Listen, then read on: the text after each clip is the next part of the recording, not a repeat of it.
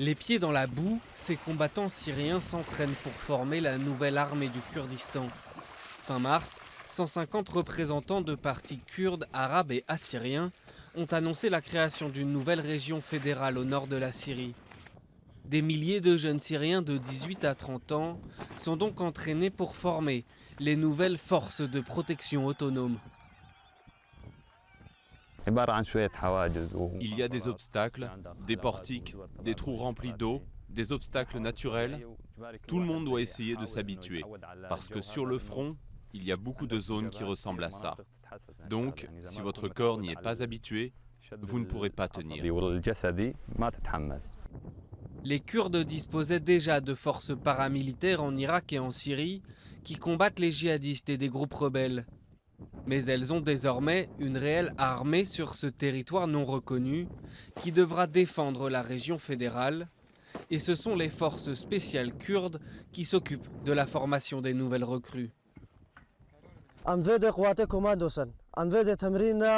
tant que force commando, on reçoit un entraînement très dur pour que nos corps soient forts et puissent continuer la résistance dans des conditions difficiles et rigoureuses. Les Kurdes de Syrie ont bénéficié du chaos généré par 5 ans de guerre pour étendre leur contrôle dans certaines régions du nord du pays. Et la déclaration d'une région fédérale a été vivement critiquée à la fois par les rebelles et par le régime. Nos forces sont soumises à 3 étapes essentielles, comme dans toutes les armées du monde.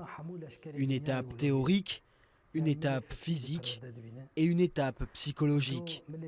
On prépare les combattants, qui étaient avant soumis aux lois civiles, aux devoirs militaires, en suivant ces 3 aspects.